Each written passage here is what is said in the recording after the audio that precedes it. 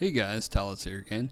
Welcome back to the second in my series of Overwatch workshop tutorials, where I go through how I've learned some things in the workshop, what I've learned, sort of share that with you guys, and maybe help everybody understand some of the stuff. I went through a process of trying to sort it out myself, and if I can help others, then that's what I'm going to do here. If you did not see my first video, I'm going to put it in the description below, so I'll link to that. You can go and watch that. This is going to build on top of that. In the first video, we sort of walked through the workshop UI, a little bit of the layout, some basic things.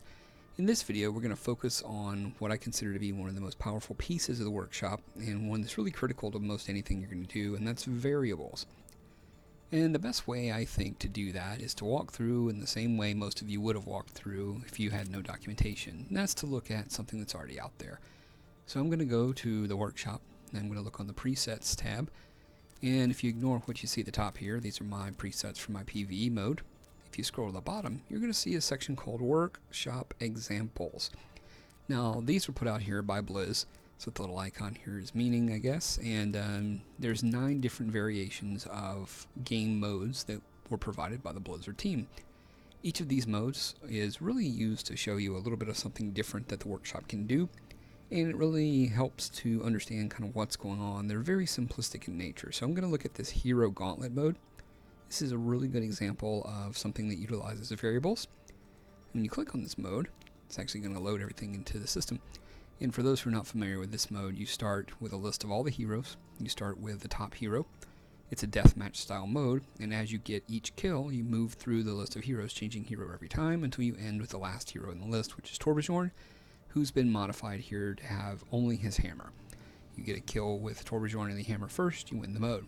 So there's a couple of things going on there that's of interest to us, and they really take advantage of the variables. So I want to explain what's going on there, kind of walk through that process, and then we're going to make some changes to it and make it a little bit more our own and really take advantage of the variables. So in the workshop mode, you'll see that that entire game mode is taken with just 5 rules. You remember from before, these rules are various conditions and events, and they explain when things happen, what should happen in the system, and these have been documented by the developer in such a way that they kind of explain what's going on, which is a good tip from me to you. As you do these, especially if you're sharing them with others, document them in such a way that you can find the section of the rules that are in this whole list of things. When you have 80, 90, 100 rules, you'll be able to know very quickly which section is doing what. So let's walk through this real quick, see what they're doing, see how it's working, and then we'll make some changes. So the top rule here is building the hero list, L, they're calling it L, and disabling the N scoring. So let's really focus on this list here first, because that's the first thing that they're doing. So remember the event. The event here is an ongoing global event. So that ongoing means that it's not related to any action that a player is doing. This is a global. That means the game starts itself, and it looks for conditions. Well, there's no conditions, so this is going to run and execute one time, and then it's not going to repeat again because there's no condition to cause it to re-trigger. These conditions, when they represent things that are changing, variables that are changing, health, progress of the payload, things like that, can cause these events to re-trigger, and the actions will happen multiple times. But in this case, what they're actually doing is just loading some data into a placeholder the first time through. And what this actually is they're setting this global variable. So this is a variable that's not attached to a player. It's attached to the entirety of the game, so everyone shares the same variable. And they're using a variable named L, because that's going to be the list. That's what they're doing. Just a creative choice there. And they're going to put McCree in as first, and as you can see, they're going to load each of the different characters that are out there. And this is actually the order in which you would progress through each of the characters. If you play the game, you see this progress order, and you know what that means. But let's dive in a little bit. So the first thing they're doing is they're setting this variable. They've chosen L. They have variable choices between A and Z. 26 choices here for you to use. And you can use any of these variables that you want for anything that you want.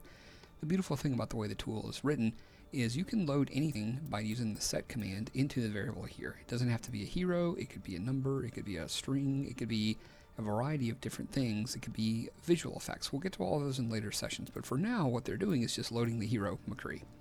And this basically is used later to say, how do I turn into this hero, or used to compare which hero I'm currently at to know which hero should be next. And they're loading that first into the variable.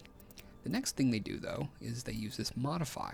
So this is not replacing the value that's there. This is actually adjusting the value that's there in a specific way. So again, they're pointing to L, And the operation is, what am I doing? Now you could add to it, you could multiply, divide, subtract, you can do all the basic math, or you can do what's called append to array. And it's a little bit of an advanced concept, but an array is simply a list of things. So when this variable type is just the word McCree, just a hero McCree, it's just one item. When you say append to an array, you're starting to make a list of items. So that McCree becomes position 0. The array's always started at 0. And the next thing that they've added to that, this hero soldier 76, becomes position 1. And you'll see they repeat this process for each of the characters. They load, load, load, load, load. So this is 0, 1, 2, 3, 4, 5, all the way down until you get to the last character in the list, which is Torbjorn, and that's the complete load of the global variable L. And that represents the heroes in a list. And then here at the end, they're doing a disable of the built-in game scoring mode. This is basically saying that somewhere in my code, I'm going to control the scoring of this game. I don't want the system to do it for me automatically. So disable what's in the base system and let me do that. So this is a pretty neat little thing in the system that allows you to create a list of things or sequence of events that need to happen in a certain particular way. So before we go farther, let's go ahead and start this version here up, and let's see what's going on. So if I click start, it's going to load in. Now right now, it's going to pick a random map because that's what the base system does, just like any custom game. And because there's not enough players, it's going to let me come in as the first character we saw. Again, position 0 is McCree. And you can see in the upper left corner here, right up in there, I can't even get the mouse to do it. The next hero is the soldier, and it's got a nice pretty icon. We'll look at how they do that in just a second. But what I want to point out is when you're in the game, you can use this Open Workshop Inspector. If I click on that, what this actually does is this is a timeline. So when the game mode started, position 0, everything that's been triggered, every one of these events that's been triggered, with the comments, the conditions, and the actions, has happened in order. So there's been 31 events that have triggered since we started this mode, and I'm currently looking at it live. Now if I were to press this live, it goes off, it stops the progress from happening, so even though things may be happening in the game, it's not causing my numbers to increase beyond 31. I've stopped, and you'll see the bar keeps going, but the dot starts moving because it's just stopped in time. I can leave it live because I'm the only one doing anything. I can turn it off. Usually if you're trying to track something while the game is being played, you'll turn it off. And this variable target says, what variables am I looking at? Remember, there are global variables, and then there's also player variables. So when we talk about player variables, it's the same list A to Z, but there's an A to Z list that's unique to each and every player. So what's in position L, from a global perspective, is the list of all of my characters in order. But what's in position L for Talas, nothing's been loaded there yet. So let's look at the global variables first. So if I select this, you'll see all the different variables that are out there, and here's L. You can scroll right here if you need to see all the way up to Z, and you'll see L is all of my characters that have been loaded. McCree's in 0, Soldier's in 1, Ash is in 2, and so forth and so on, and it moves all the way down. And you can see right now, they're not really using anything else here to track what's going on. They're just loading that list. Now if I were to switch over to Talas, you see the variables, I don't actually have any variables, so they're not using any player variables at all for Talas, so there's nothing here that's been loaded. If I scroll back in time, again for Talas, you'll see there's no variables at all, but if I switch back over to the global, you'll see the variables start off nice and blank, and as I go through time, here I am, tick, tick, tick, tick, tick, loading each of those characters into that list until I have a completed list. Alright, so now let's use this button here to go back to the editor. Now the game is still running while I'm doing all of this, but I can go back and forth into the editor, I can see what's going on, go back into the game, and really take advantage of using this tool to go back and forth. So this is giving me my list. This is the first action. That's all it's doing. So let's look at these other actions really quickly. It's initializing the HUD, or the heads-up display. What that's actually doing is creating something here that says the next hero. Remember that icon? This is just a visual element, and they're using this action here to do that. There's a lot going on here, and we'll talk about visual elements and HUDs and things in a later session.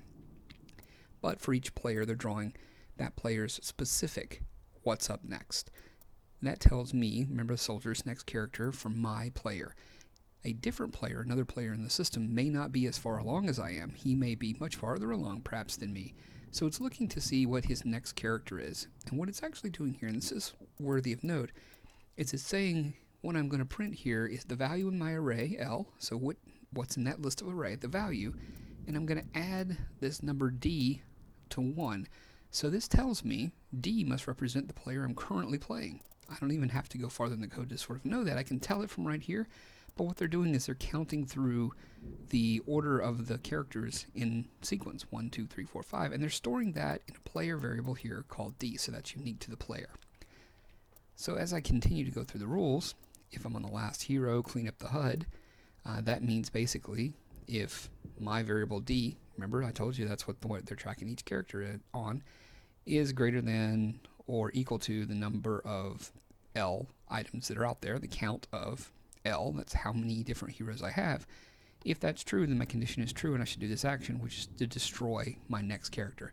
Meaning, you see this is greater than or equal to the count here, subtracting from that value 1. So if I have all my characters, 1 less than the character means that when I'm on that final character, there's nothing left. That's why they're subtracting the 1. That's going to get rid of it. So when I get to the end of the list, there's no upcoming next character.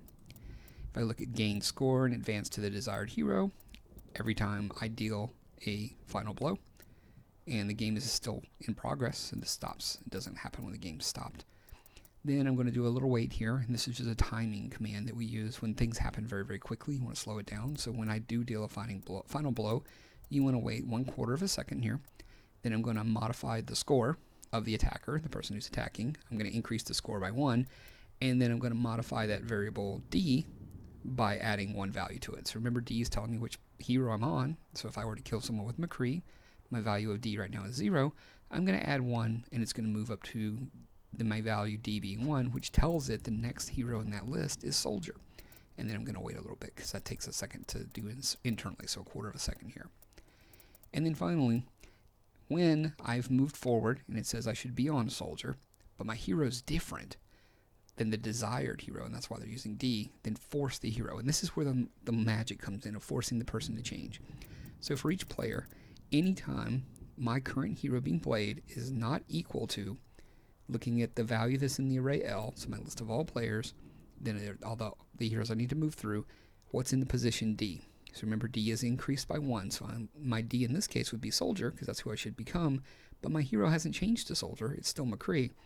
Then it's going to do this action here, start forcing player to be hero. It's going to force me, the player, the value that's in global L, the value that's in D.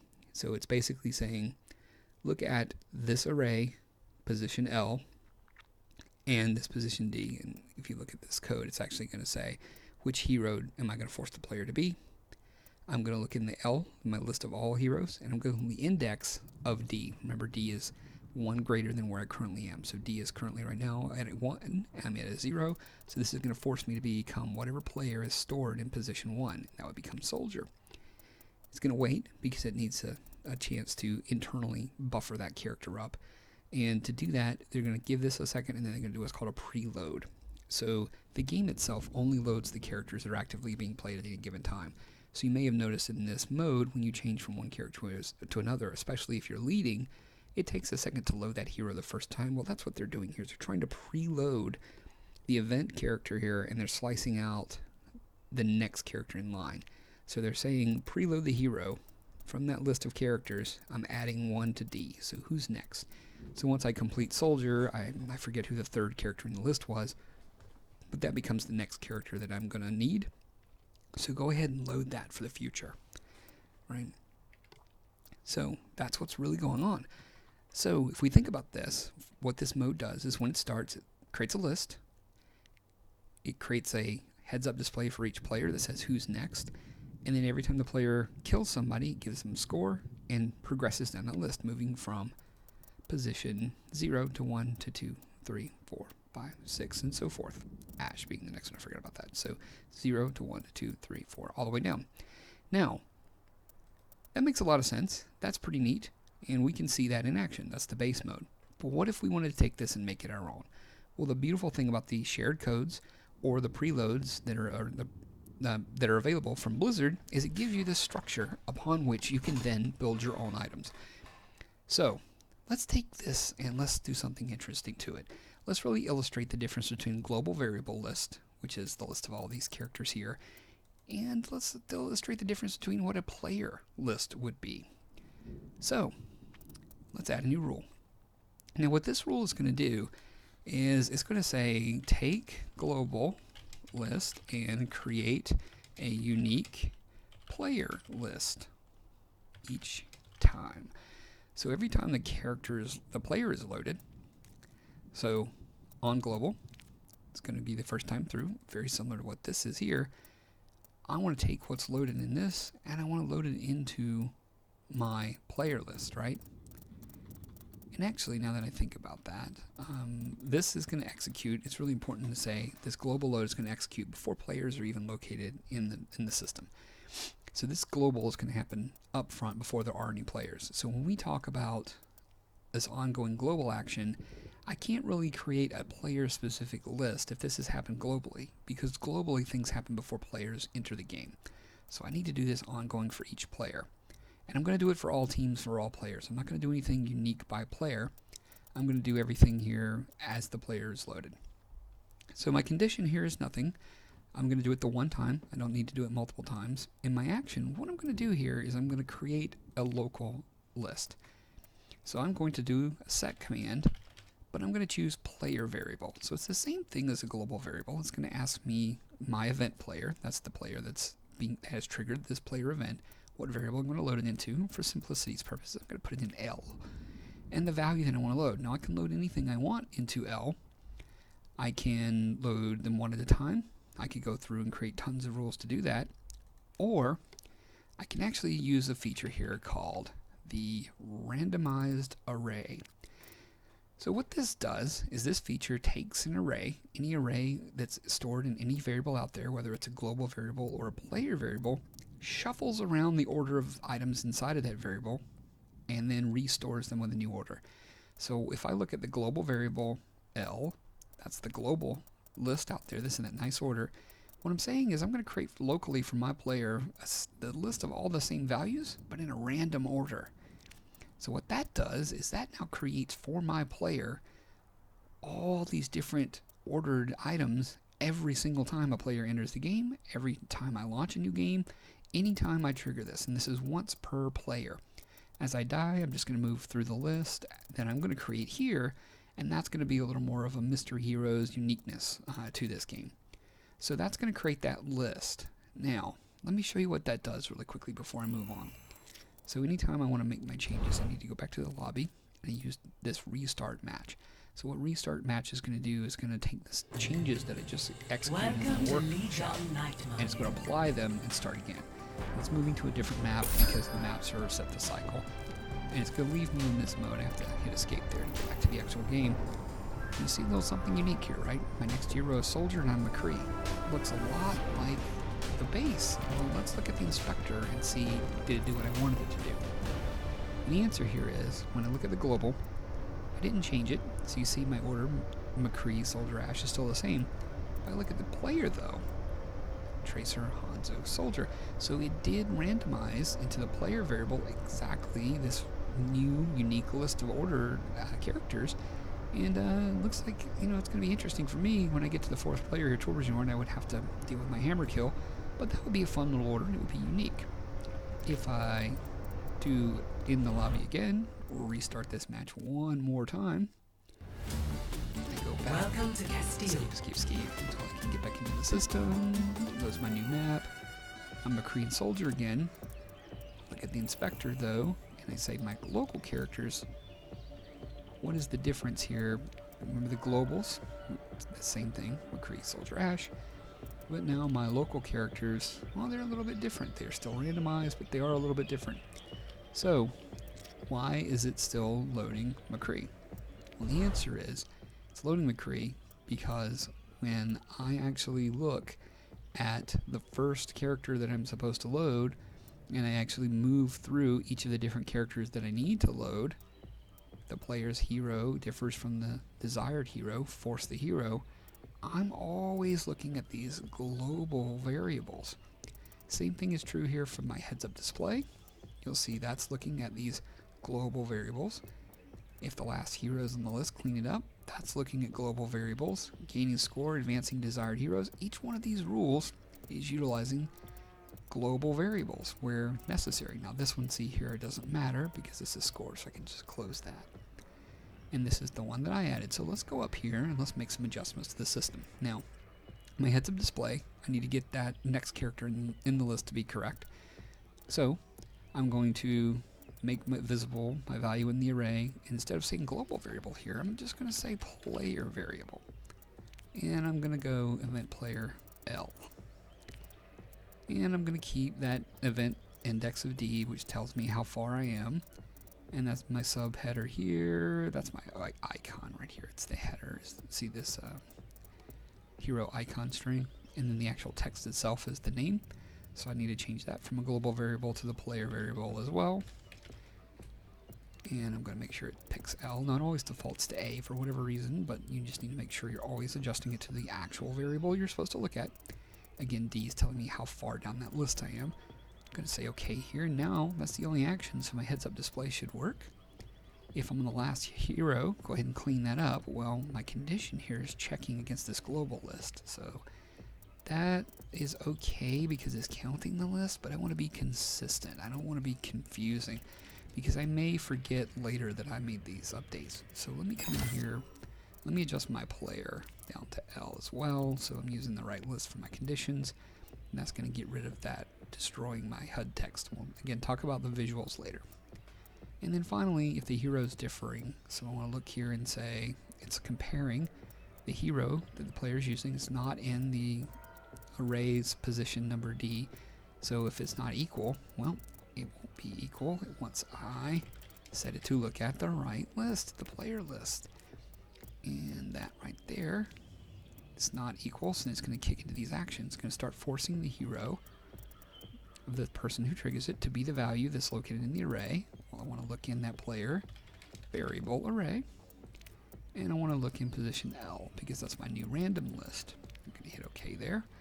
I'm going to wait, that's fine. It's going to preload the hero, and it's going to look at who's next in the global list. Well, I want it to look at who's next in my players list. So finally, I'm going to move that to L. Again, D just being the position in that I am in that list. And there we go. So I've just changed all the global variables to now be a player variable. So when I go back in and we restart the mode this time, let's see what happens. Arriving at Eco Point, Antarctica. Now we're in Eco Point, Antarctica. And I'm Widowmaker is my next hero, and I'm Junkrat as my current hero. If I go into this inspector and I look at Talas, I see, oh, that's interesting, but I see that it's loaded a random list here. There's my list. Here's the list of heroes that I should be. And for some reason, it has loaded me in as Junkrat 19, with my next being Widowmaker 16. So why is that? Well, again, I'm using this global variable D, so let's look at D. So D is 0, and my player variable is 0 tracer. So I should be tracer. Let's look at these actions. Let's see what happened. So again, I'm live. Let me just go ahead and stop that. And let me go back to Talas and look at his actions and see what happens there right before my list gets generated. So here's my trigger that says the condition became true, and my condition's no condition, so the first time through I'm going to take the global list and create a unique player list each time. So that gets triggered, boom. Here I am setting my randomized variable list together. I'm creating my event player from the globals. Here's my nice new random list. Look at that, Junkrat, Widowmaker, things look good. So then I'm gonna set my D, which character am I supposed to be, make sure that I am not there in the last hero, the condition's false. So I'm just gonna skip that. Condition became true, your hero differs. My hero does differ because my current hero was loaded as McCree, and now I need to load it on over. So I'm going to go ahead and force that hero. He becomes Junkrat. I'm going to wait. The conditions here is false because my hero doesn't differ anymore. I'm going to preload. That's the next step in the process. The next hero, preloading Widowmaker. And then that's it. So this inspector is really good about giving you the actual data.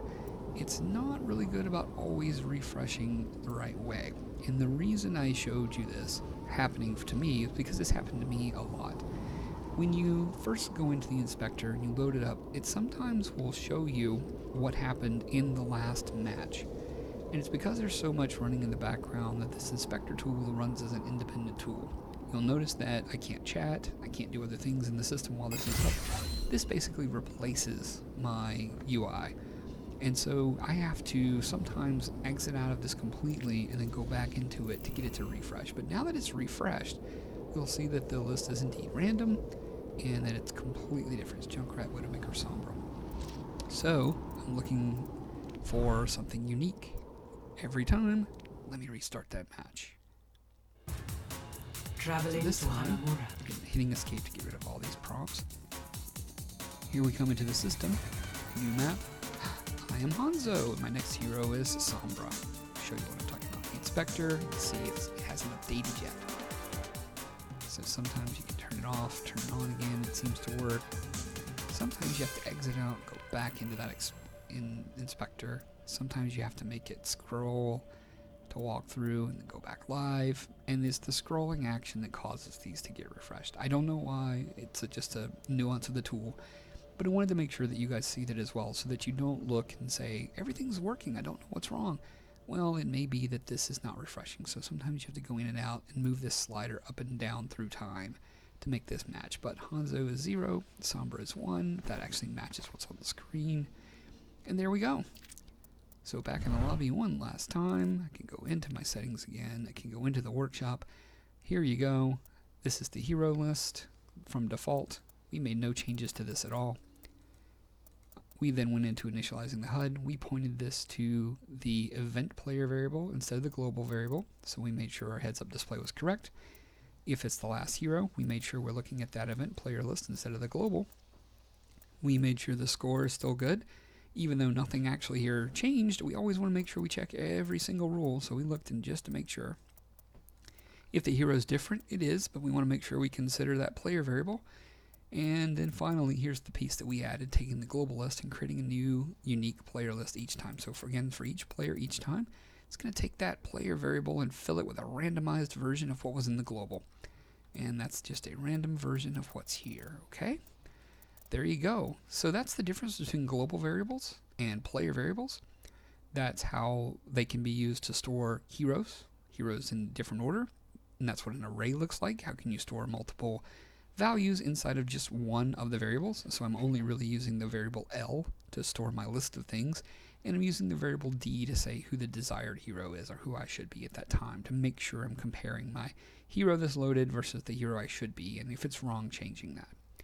Okay, so one last thing I'll do for you guys is I'll create a share code here, and I'll put that link in the description.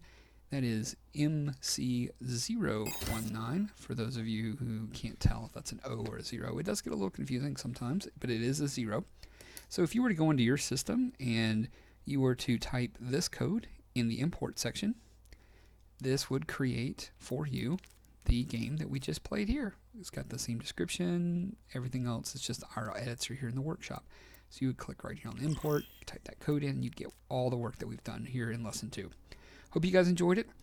I will see you in lesson 3 when we'll move on to more and more advanced things. Again, please press like if you like it. Please leave comments, positive or negative. Let me know if it's helpful. Let me know if there's something specific you want me to move into. And let me know if we're moving too quick, too slow, or if there's something else I need to go into. Thank you guys again. I hope you get a chance to enjoy it as much as I have, and I look forward to seeing you in the game.